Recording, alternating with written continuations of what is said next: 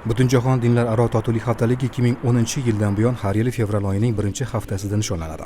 U Iordaniya podshohi Abdulloh II taklifi bilan Birlashgan Millatlar Tashkiloti Bosh Assambleyasi tomonidan ta'sis etilgan. Haftalikning maqsadi turli diniy e'tiqod va madaniyat vakillari o'rtasida o'zaro tushunish va hurmatni rivojlantirishdan iborat bo'lib, O'zbekiston Xalqaro Islomshunoslik akademiyasida joriy yilda mazkur haftalik tadbirlari insoniy birodarlik va dinlar aro muloqot, xalqaro hamjihatlik omili shiori ostida o'tkazilgan edi. Akademiyaning dinshunoslik va jahon dinlarini qiyosiy o'rganish UNESCO kafedrasi tashkil etgan mazkur haftalik dunyoning turli nuqtalarida o'tkazilgan 1300 dan ortiq tadbirlar orasida oliy o'ringa sazovor bo'ldi. Ya'ni Iordaniya podshohi Abdulloh II bin al-Husayn nomidagi Jahon dinlar aro hamjihatlik haftaligi 2025 mukofotini qo'lga kiritdi. O'zbekiston Xalqaro Islomshunoslik akademiyasiga tashrif buyurgan Iordaniyaning O'zbekistondagi elchisi Demiya Zuhayr Haddod mukofotni tantanali ravishda akademiya rektoriga topshirdi. Bu mukofot dunyoni 10 dan ortiq davlatlarida qo'lga kiritilgan va mana shu nufuzli ro'yxatga bugun O'zbekiston Respublikasi va O'zbekiston Xalqaro Islomshunoslik akademiyasi ham kiritilgani juda ham bir sharafli. O'zbekiston Respublikasi prezidenti Shavkat Mirziyoyev janobi oliylari boshchiliklarida olib borilayotgan juda katta o'sha diniy ma'rifiy sohadagi islohotlarning samarasi.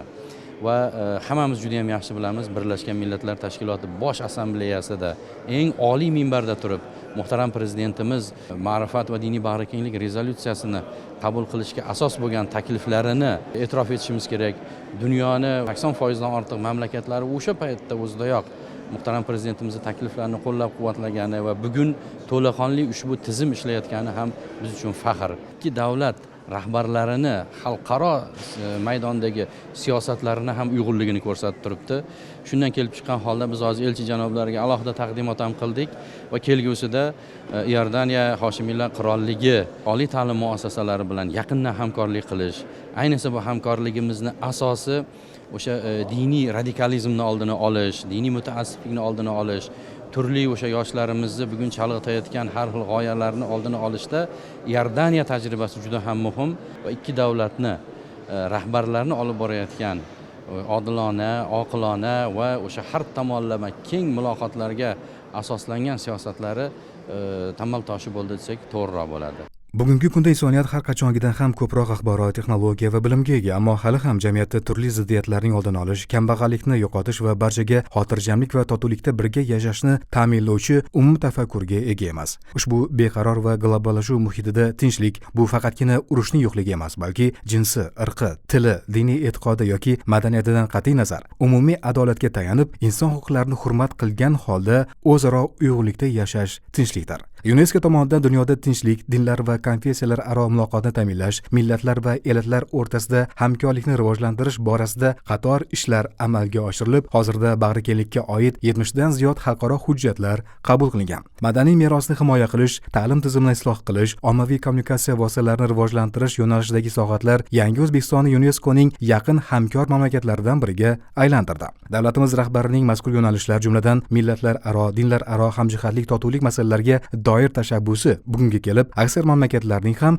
kun tartibidagi doimiy masalalardan biriga aylandi desak mubolag'a bo'lmaydi. Iordaniyaning O'zbekistondagi elchisi Demiya Zuhayr Haddod o'z intervyusida bu jihatlarga alohida urg'u berdi.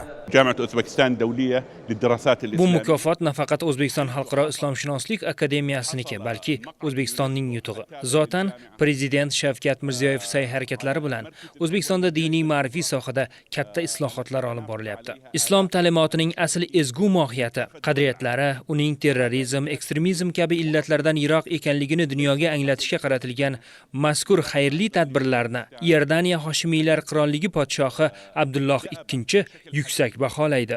Ushbu mukofot butun O'zbekiston ahliga muborak bo'lsin. Keyingi yillarda yangi O'zbekistonda dinlar aro muloqot sohasida ko'plab ijobiy islohotlar amalga oshirilayotganining guvohi bo'lmoqdamiz. Hozirda 130 dan ortiq millat va elat hamda 16 ta konfessiya vakillari istiqomat qiladigan multikonfessional O'zbekiston jamiyatida bag'rikenglikni targ'ib qilish yurt rivojining asosiy omillaridan biri hisoblanadi. O'zbekistonning eng katta yutuqlaridan biri uning ko'p millatli, turli e'tiqoddagi fuqarolarning xuddi bir oila a'zolaridek ahil inoqlikda yashashi desak mubolag'a bo'lmaydi. Jahon hamjamiyati O'zbekistonning bu boradagi tajribasini o'rganishga muhtoj va buni e'tiroflardan ham bilish mumkin. O'zbekiston Xalqaro Islomshunoslik akademiyasi nufuzli xalqaro mukofotni qo'lga kiritib, diniy ma'rifiy sohada yetakchi ma'rifiy tayanch maskan ekanligini yana bir bor isbotladi. Bu yerda tahsil olib kasb egallayotgan yosh avlod vakillari o'z faoliyatlari orqali millatlararo, dinlararo bag'rikenglik tuyg'usini qadriyat sifatida asrab avaylaydilar hamda bugungidan-da yuksakroq marralarni egallaydilar deb ishonaman. Shubhasiz bular ko'p millatli va ko'p konfessiyali O'zbekiston xalqining birligi va birdamligini, urf-odatlarga nisbatan hurmat ruhini mustahkamlash, ularning rivojlanishi uchun teng shart-sharoitlar yaratish borasidagi tizimli ishlar samarasi, prezidentimizning chuqur o'ylagan siyosati mahsulidir. O'zbekiston Xalqaro Islomshunoslik akademiyasi qo'lga kiritgan yutuq esa mamlakatimizning dinlararo muloqot va bag'rikenglik sohasidagi davlat siyosatining xalqaro darajada e'tirof etilayotganiga yana bir dalil bo'la oladi. Yutuqlarimiz bardavom bo'lsin.